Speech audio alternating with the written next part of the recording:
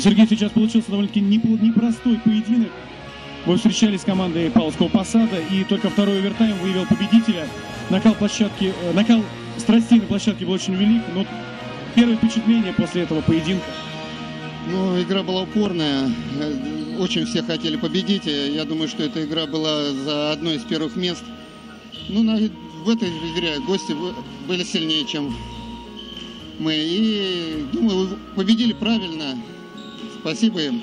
Вашей команде вот в эти два добавленных периода? Наверное, сил, эмоции переполняли. Можно было чуть поспокойнее сыграть. Но так получилось. Высказывают какие-то претензии в адрес судейства. Это на любых соревнованиях бывает. Есть ли какие-то претензии у вашей команды к тем арбитрам, которые обслуживали эту встречу? Никаких. Ребята отлично отсудили. То, что было на площадке, им говорили, это просто эмоции, больше ничего. После игры мы подошли и поблагодарили судей за прекрасно проведенную встречу. The wind will blow into your face as the years pass you by. Hear this voice from deep inside. It's the call of your heart. Close your eyes and you will find a way out of the dark. Баскетбол среди ветеранов, мемориал Медведкова.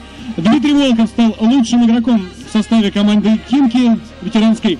Дмитрий, ну ваши впечатления от того, что здесь вообще происходит? Насколько интересен этот турнир и его статус? Имеет ли он действительно статус турнира или все-таки это по большей мере товарищеские встречи?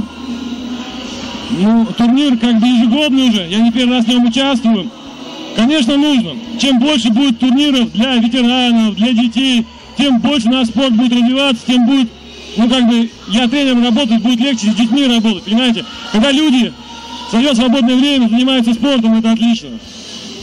В этом турнире принимают участие как молодежные команды, так и команды ветеранов. Является ли это как раз дополнительным стимулом для развития спорта в городском округе Химки в частности? Ну, конечно, конечно. Вот это люди играют, ну, из-за любви к баскетболу. Ветераны, да? У них есть дети. Если я люблю баскетбол, мои дети тоже будут любить баскетбол. Они пойдут заниматься. Даже если не получится как бы стать профессиональными спортсменами, но люди в свое свободное время будут заниматься баскетболом и играть в баскетбол. Но это прекрасно. Мы как бы будем расти здоровое поколение и здоровую нацию. К чему надо стремиться.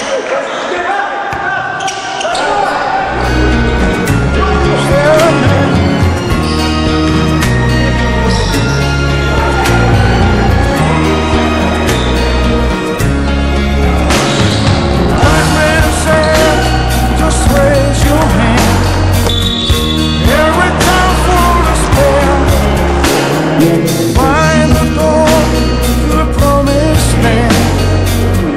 Just believe in yourself.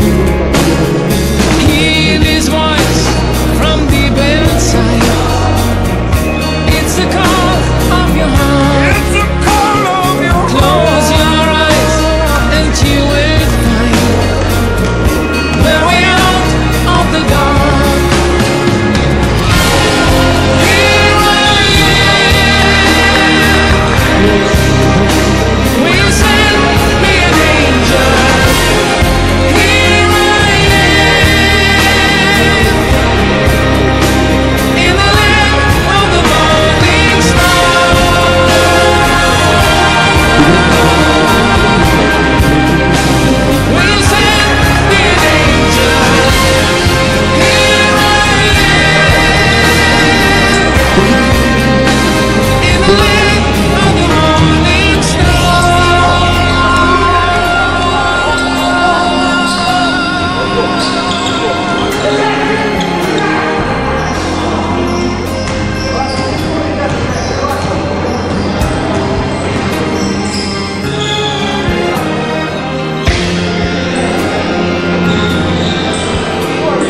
Thank you.